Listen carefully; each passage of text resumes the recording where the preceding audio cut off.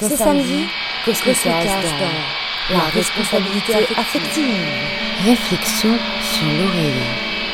En écoutant parler de mes tracas, une phrase revient souvent de la part de mes copaines. N'était pas sa mère. D'ailleurs, notons qu'il faut tout un village pour élever un enfant. Je me rappelle de ça alors que je suis en train de préparer une chronique sur la responsabilité affective. Comme d'habitude, j'essaye de lier mon expérience à des articles. Et c'est quand je découvre ce mot que ce souvenir me revient.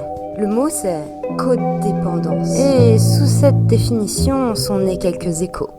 Codépendant. Individu s'étant laissé affecter par le comportement d'autrui et se faisant une véritable obsession d'avoir une incidence sur le comportement des autres, avec la pensée de les aider, en se croyant responsable, seul et indispensable sauveteur, mais n'assumant pas la bonne marche de sa propre existence. Autodestruction sous couvert du don de soi. Ça ressemble beaucoup à cette idée d'avoir envie de sauver les gens et de pas supporter de faire du mal. Peut-être qu'en fait, ce qui m'a encore le plus parlé, c'est la partie où il dit « Quand je ne fais pas ce qu'on attend de moi, je me sens coupable ». Soudain, cette qualité que tout le monde me donnait, cette glorification du don de moi, cette idée que tout le monde trouvait très poétique, que j'avais envie d'être une espèce de nuage vaporeux autour des gens que j'aime sans même exister, était le symptôme d'une façon d'aimer qui n'était pas non plus la bonne. Pas la plus désintéressée, parce qu'il n'y a pas de bien ou de mal, pas de bonne façon. Non! Moi qui étais ravie de pas me reconnaître dans la dépendance affective.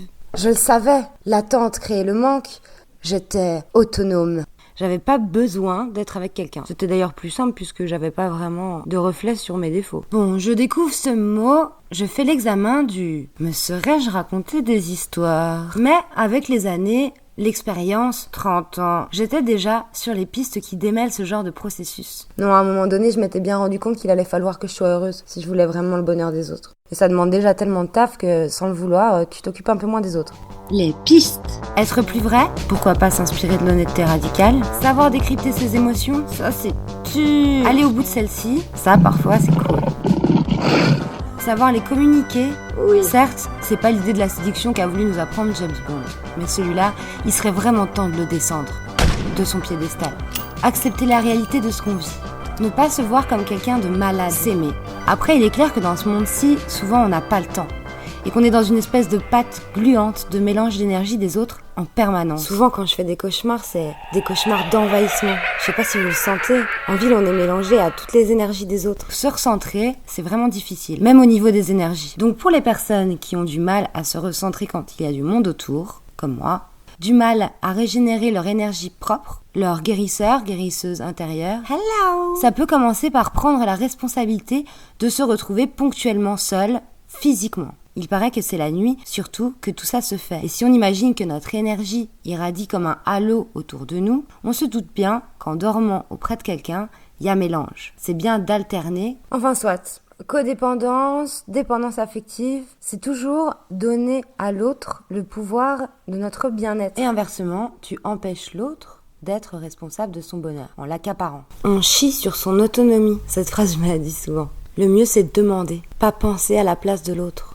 Tout ça, ce n'est que des mécanismes. D'ailleurs, dans l'article, l'autrice ajoute « Les codépendants sont parmi les êtres les plus aimants et les plus généreux, les plus bienveillants et les plus attentifs. Juste, ils se sont laissés piéger par des comportements. Parce que tout ce qu'on fait, c'est des comportements, des habitudes, c'est pas vraiment nous. Et la vie est toujours en train de réadapter l'exercice qu'il te faudra pour passer à la nouvelle étape. Ce qui est important, c'est simplement de rester curieux.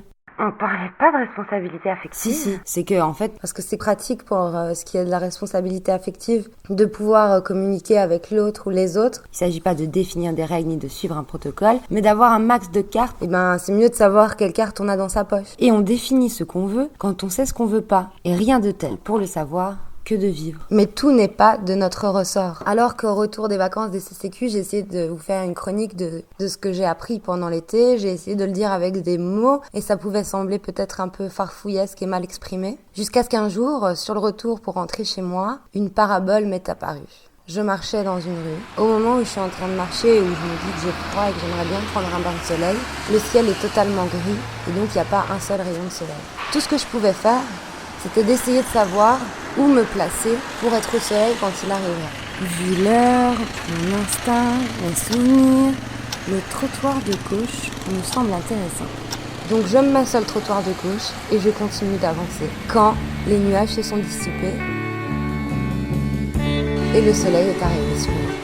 Je pense que notre responsabilité, c'est ça.